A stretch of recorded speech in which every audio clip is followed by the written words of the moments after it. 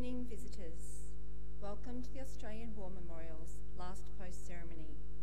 My name is Caris May, and joining us today from the Australian Army is Lieutenant Colonel Deb Warren-Smith. We warmly welcome the family of Private John Stanley Piesse, whose story will be read shortly. We are honoured to acknowledge Lieutenant General Hughes de Laval, Vice Chief of Staff, Supreme Headquarters, Allied Powers Europe, Vice Admiral David Johnston, Chief Operations, Australian Defence Force, Brigadier General Rashid Al-Shamsi, Deputy Commander, United Arab Emirates Air Force and Air Defence, and Wing Commander Sonia Halloran, representing Deputy Chief Air Force and the company delegations. We are also honoured to acknowledge members of the Armed Forces of the Philippines who are in attendance this evening. We welcome the veterans who have served, those that are still serving, and the families that support them. We acknowledge the members of RSL and Services Clubs Association, RSL Victoria and RSL Queensland, who are watching the broadcast of this ceremony from around Australia. During this evening's ceremony, wreaths will be laid at the base of the Pool of Reflection by family, visitors and students on behalf of Lennox Head Public School from New South Wales. To commence this evening's ceremony, I invite you all stand and join in singing the National Anthem.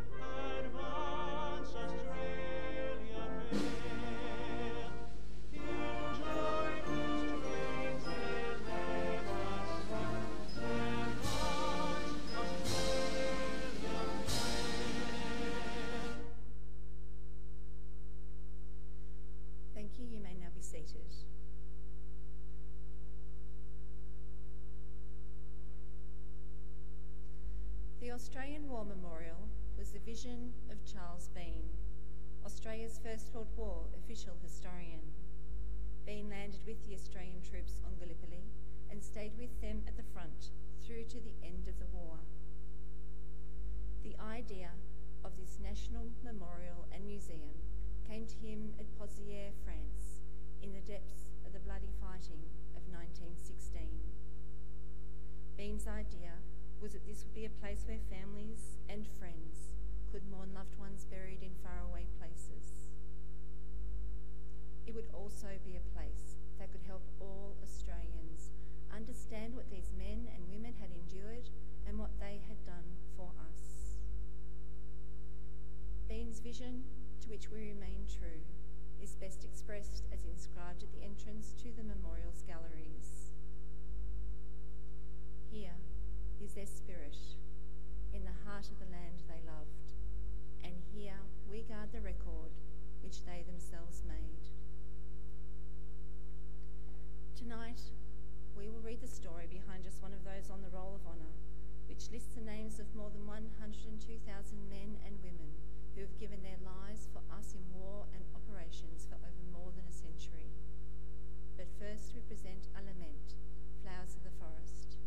Wreaths and floral tributes will now be laid at the base of the Pool of Reflection.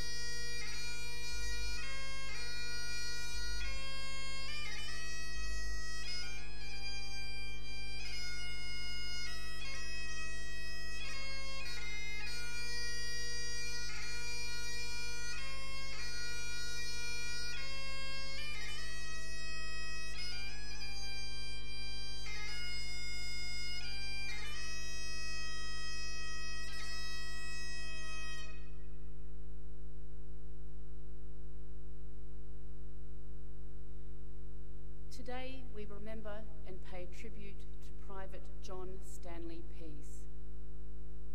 Stanley Piesse was born on the 22nd of April 1897, the only son of two children born to Francis and Amelia Piesse of Hobart, Tasmania.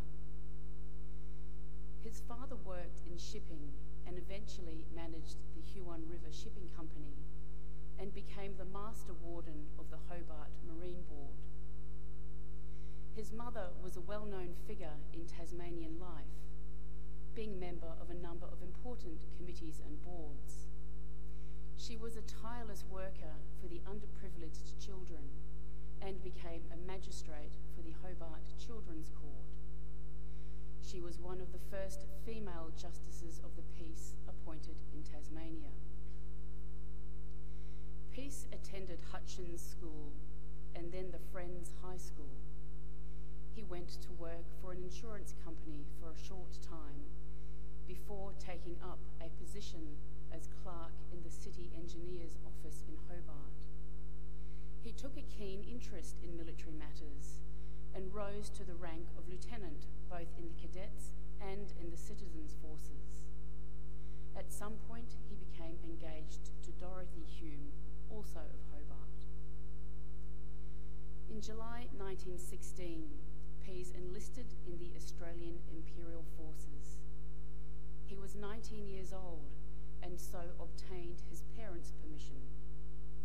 He went into Claremont Camp and began training with the 40th Battalion. His mother recorded that he was too young to be considered for a commission at the time, but on several occasions he was temporarily promoted to the ranks of sergeant, corporal, and company sergeant major. He left Australia for active service overseas in December 1916, arriving in Plymouth in February 1917. Piesse continued training on the Salisbury Plain and continued to hold numerous temporary promotions, each time reverting to the rank of private. He arrived in France to fight on the Western Front at the end of August 1917. Less than 2 months later, the 40th Battalion took part in an operation to capture the Brudenside Bridge. After several days of extremely heavy fighting, Private John Piesse was reported missing. An investigation was undertaken to determine Piesse's fate, and it was reported that he had been wounded by a shell that had killed several others. He had been left behind as the Australians had been briefly pushed back, and when his mates went back to retrieve him, he was gone. It was reported that everything possible within human power was done to try and find him, but with no results. We all took it that under cover of darkness, he attempted to try and crawl back and went the wrong way. He was wounded somewhere up the back in the legs. His body was never recovered. In September, Stanley Piesse had written a last letter to his mother. As he sat and wrote it, warplanes were in the air above him, and he could hear the sounds of battle. He wrote, "Everyone is fit, happy and eager to get back at the Boche." He added that he was not afraid. "I don't say that as a boast, but rather in order that you may know I have done as Father wished, put my whole trust in God, and with the result that I am perfectly happy and completely satisfied." Finally, a report was received by some men who had been bringing in wounded to say that they had passed Piesse's body lying on the battlefield. With so many wounded to be looked after, his body was lost, and today he has no known grave. Today he is commemorated on the Menengate Memorial to the missing, along with some 6,000 Australian soldiers who died in Belgium and who have no known grave. His name is also listed on the Roll of Honour to my right, among almost 62,000 Australians who died while serving in the First World War. His photograph is displayed beside the pool of reflection. This is but one of the many stories of service and sacrifice told here at the Australian War Memorial. We now remember Private Stanley, John Stanley Piesse, who gave his life for us, for our freedoms, and in the hope of a better world.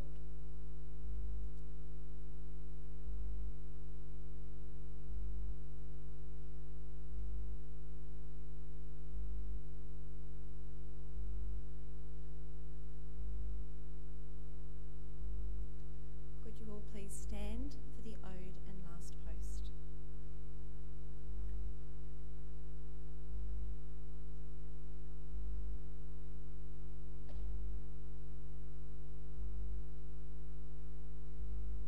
We shall grow, not old, as we that are left grow old. Age shall not weary them, nor the years condemn. At the going down of the sun, and in the morning, we will remember them.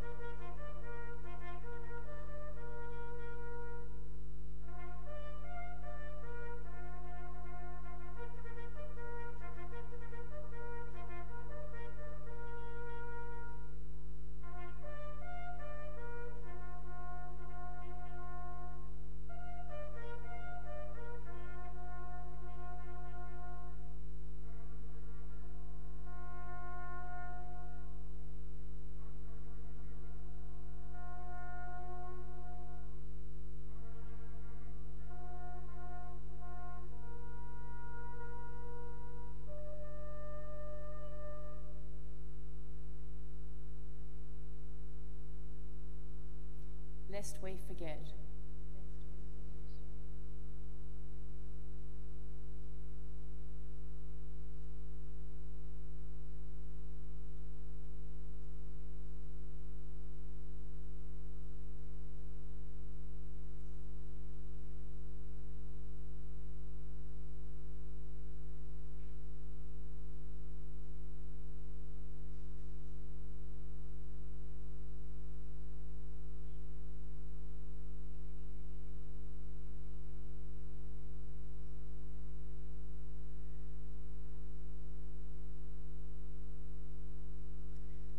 We leave you this evening with the words of the memorial's founder, Charles Bean.